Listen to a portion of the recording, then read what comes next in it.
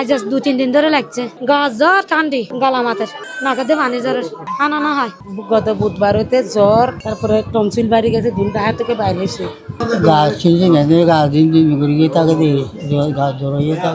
ফেব্রুয়ারির শেষ সময় অর্থাৎ শীতের বিদায়ের এই সময়ে কক্সবাজারে বেড়েছে সংক্রমিত রোগের প্রকোপ। বিশেষ করে ঠান্ডাজনিত নানা সমস্যায় আক্রান্ত রোগীর সংখ্যা বৃদ্ধি পেয়েছে। এর স্পষ্ট প্রভাব দেখা গেছে কক্সবাজার সদর হাসপাতালে। হাসপাতাল সূত্রে জানা যায়, অন্যান্য বিভাগের তুলনায় ঠান্ডাজনিত রোগে আক্রান্ত রোগীর চাপ বেশি।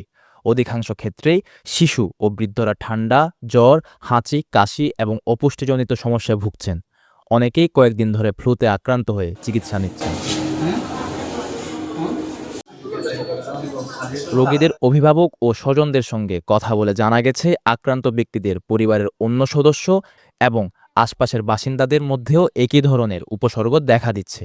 ফলে এক ধরনের মৌসুমি সংক্রমণ ছড়িয়ে পড়ার আশঙ্কা তৈরি হয়েছে।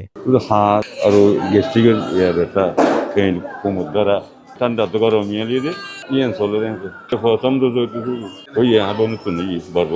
এই অর্ডার দিবে আজ 2-3 দিন ধরে লাগছে, পছন্দ করতে দেওয়ার কাছে গা জ্বর ঠান্ডি গলা মাথার নাকাতে পানি জ্বরের হানা না হয়। আজ 2-3 দিন ধরে এক সপ্তাহ হতে হানা না হারতে পারছে, বাড়ি গিয়ে ঠান্ডার ওষুধ। বাচ্চাগুলোর সমস্যা হলো যে এটার গত বুধবার হইতে জ্বর, তারপরে টনসিল বাড়ি গেছে, দুটা হাত থেকে বাইরে এসে এরপরে পরে দেখছি গা হয়েছে গালো, মানে এত বড় একটা কিউরের মতো সাদা সাদা করে, মানে অনেক গা হয়ে গেছে।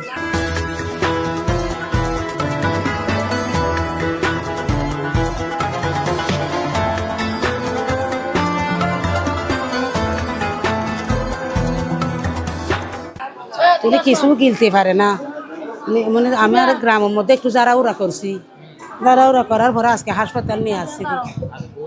ওর হলো ও মানে যে প্রায় 1 মাস মতো, মানে কিছুর খাইলেও না খাইলেও বাথরুমে যাওয়া আসা, মানে ডেলি 2-4, 5 বার 10 বার এরকম, মানে না ঠান্ডা লাগে না, এমনি রাত্রে হলে একটু একটু কাশে। গত বুধবার হইতে কেন তো বহুত বুড়া আর তুমি বুড়া মানুষ, তুমি কোন আসে টানবি কাশি এরকমই আসতে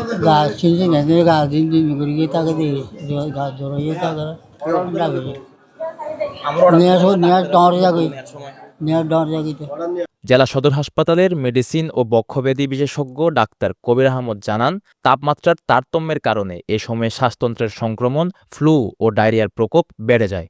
বিশেষ করে যারা আগে থেকে শ্বাসনালী বা হৃদরোগে ভুগছেন, তাদের ঝুঁকি তুলনামূলক বেশি। তবে সঠিক ও সময়মতো চিকিৎসা নিলে অধিকাংশ রোগই কয়েকদিনের মধ্যে সেরে ওঠে। তিনি আরও বলেন, প্রতিরোধমূলক ব্যবস্থা হিসেবে ভ্যাকসিন গ্রহণ, নিয়মিত হাত ধোয়া, ব্যক্তিগত পরিচ্ছন্নতা বজায় রাখা এবং প্রয়োজন হলে মাস্ক ব্যবহার অত্যন্ত গুরুত্বপূর্ণ। একটু বাড়ার কারণ হলো মেনলি আসলে টেম্পারেচার চেঞ্জ, আবহাওয়ার পরিবর্তন। যেমন তাদের শ্বাসতন্ত্রের সংক্রমণ থাকে, ওদের শীতকালেও তেমন খুব একটা বেশি সমস্যা হয় না, একদম গরমকালেও সমস্যা হয় না। শীত এবং গরমের এই মাঝামাঝি সময়টাতে তাদের সবচেয়ে বেশি সমস্যা হয়, এবং এই সময়ে ভাইরাসের প্রাদুর্ভাব হয় বেশি, এবং ওই ভাইরাস দ্বারাই ওরা আক্রান্ত হয়ে ক্রনিক থেকে একিউট অবস্থায় চলে আসে। এক্ষেত্রে সবচেয়ে ইম্পর্টেন্ট যেটার উপর গুরুত্ব দিচ্ছি সেটা হলো ভ্যাকসিনেশন। যে ভাইরাস দ্বারা আক্রান্ত হচ্ছে ওই ভাইরাসের এগেনস্টে যদি আমরা আগে থেকে ভ্যাকসিনেট করে দিতে পারি, তাহলে কিন্তু পরবর্তীতে এটার আক্রমণ হলেও প্রভাবটা খুবই কম থাকে। সবচেয়ে ইম্পর্টেন্ট জিনিস হলো মাস্ক ব্যবহার করা। চিকিৎসকদের মতে, প্রতি বছর আবহাওয়া ও জলবায়ুর পরিবর্তনের ফলে বিভিন্ন ভাইরাস ও ব্যাকটেরিয়ার সংক্রমণ বৃদ্ধি পায়। সঠিক সচেতনতা ও চিকিৎসার অভাবে এসব রোগ মারাত্মক আকার ধারণ করতে পারে এবং ঝুঁকিপূর্ণ রোগীদের ক্ষেত্রে তা প্রাণঘাতীও হতে পারে। সংশ্লিষ্টদের মতে, ব্যক্তিগত সচেতনতা ও সময়মতো চিকিৎসা গ্রহণে নিজেকে এবং পরিবারকে সুরক্ষিত রাখার সবচেয়ে কার্যকর উপায়। News desk, Penowa.